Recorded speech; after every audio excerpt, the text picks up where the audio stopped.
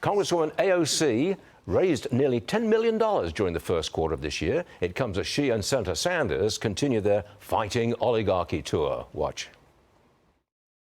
We got them scared. We got them running. But our job is not done.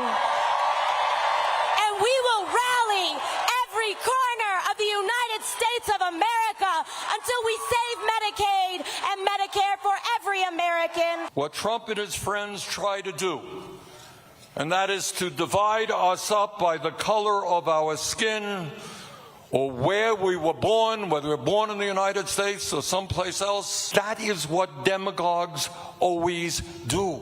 Well, look who's here to cover that story. The one and only Bill Hemmer is with us. Seems to me that the far-left duo, they are now leading the Democrat Party. Leading a portion of it, I would say. Yes, you're right about that. Great to be with you guys, by the way. I thought we were going to talk tariffs, but I guess we'll give that a break for now. Boring. Kidding. Look, I think the crowds they're getting are impressive. I think where they're choosing to go is rather impressive. That's Missoula, Montana. There's a university there.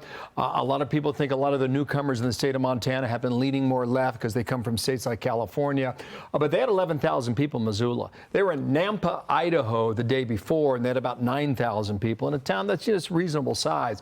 You would not expect normally for AOC and Bernie Sanders to go to those parts of the country, but they have, and they're getting attention for it. Nate Silver predicts that AOC is the Democrat who's most likely to lead the party's ticket in 2028. What do you think to that, Bill? She raised a lot of money, as you're right.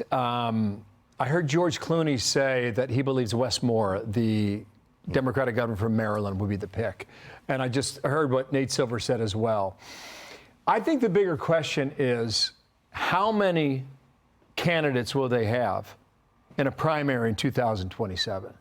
The record's 17 by Republicans in 2015. Is it more or less than that? I think it's something to keep an eye on. It's going to be a crowded highway come 2027.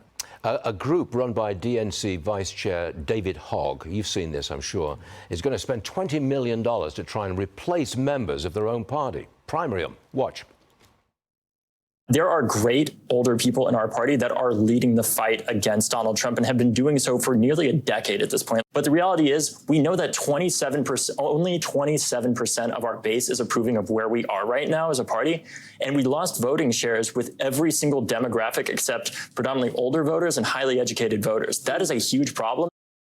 Do you know who he's looking to get rid of? Is it Schumer? Is it Pelosi? Well, I mean, he put them in a category, not necessarily Schumer and Pelosi, but he put categories who are doing nothing into that he would challenge them in a primary contest. I think Hogg's interesting. He's 25 years old. He was inside that school during the shooting at Stoneman Douglas in Florida.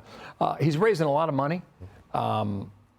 He's willing to, break down some doors, and we'll see how far he goes by that. I don't think, however, like his message is necessarily being universally received on the Democratic end. It's divided the party. Yeah, he's getting a lot of pushback. We'll see how far he's able to take this.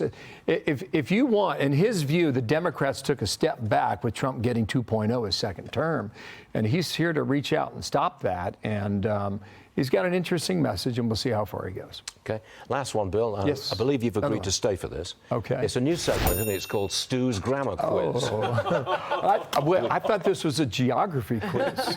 No. Not today. We put our knowledge of the English language to the test, and we have a question for you. Oh, Here we this go. would be great. What is it called when two independent clauses are joined with a comma but no conjunction? Is it a run-on sentence, a comma splice, a semicolon error, or a fragment mistake? You're asking me? Yes. I'm saying A. It's a run-on sentence. Run-on sentence? I think it's B. Comma splice? I agree, B. I think it's a semicolon error. You say C? A comma splice. I am on a roll. This is 3 trivia questions. I know this is not trivia in a row. Maddie. Sorry, Bill. Thank you. Can't be a run-on. There's a comma in there. And I lost. I'm known as the grammarian, and I lost. So the word was no commas, right? Okay. Well, to put it plainly, a comma splice occurs when the words on each side of the comma could form their own sentence. Whoa. Sounds like a run-on sentence to me, Stuart. But Madison got it right. Well done, Maddie. Bill, Bill. thanks very much indeed. You can come in any time you like, and that's Thank a you, fact. brother.